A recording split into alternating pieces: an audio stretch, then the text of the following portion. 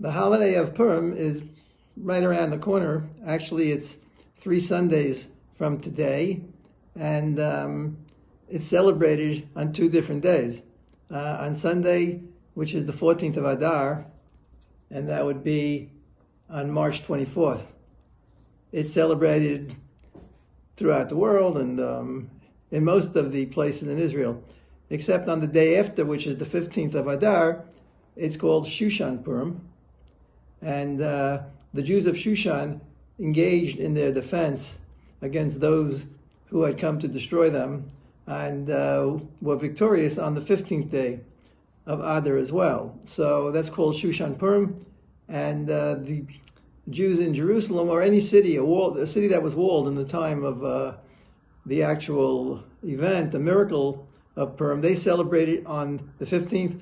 I'm talking to you from Arnona, Jerusalem, so I'll be celebrating it on Monday, which would be Shushan Purim. Nevertheless, it's not too early to start studying and preparing. The rabbis say that as a general rule, one should start studying the laws pertaining to the holiday, the ideas pertaining 30 days, within 30 days of that holiday. So we're within that period already. It's less than 30 days until Purim, and certainly after that, one has to begin studying the laws of Passover. It's interesting, the book of the Megillah of Esther is a very significant book in terms of the Tanakh, in terms of the Holy Scripture. And in fact, the rabbis say that ultimately when the Jews are redeemed, all of the books, except for the 5 books of Moses and all the various prophets, will be canceled. But the book, what will remain, will be the book of the 5 books of Moshe, the Chumash, and the Megillah. So the Megillah contains very significant lessons, and we have to try to study it on a deeper level. Today I want to share an idea from the Megillah, which I think has great relevance to people's lives. The Megillah depicts the various events that took place, seemingly coincidences, but which ultimately came together to become part of the miracle. The miracle of Purim is very interesting. It's not like the miracles that we read about in the Torah, the splitting of the Red Sea, the slaying of the firstborn, and so forth, which are instances of miracles where God overturns the ordinary forces of nature. Here the miracles are what we call hidden miracles. And one could even argue that they're not miracles, but they're just fortuitous circumstances. I want to point to one incident in the Megillah, in the story of Mordechai and Esther.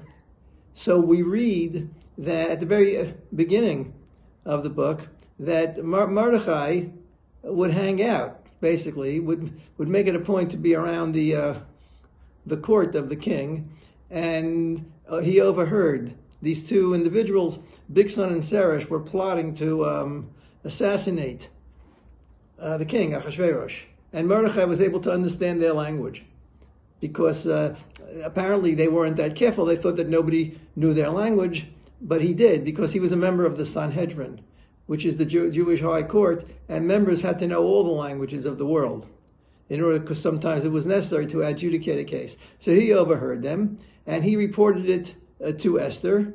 Esther was the queen at that point, and she turned over the information to the authorities, and they investigated, and she gave it over in the name of Mordechai. She didn't take the credit for herself. They investigated it, and they found it to be true, and they hung the conspirators. However, at that point in time, he was not rewarded.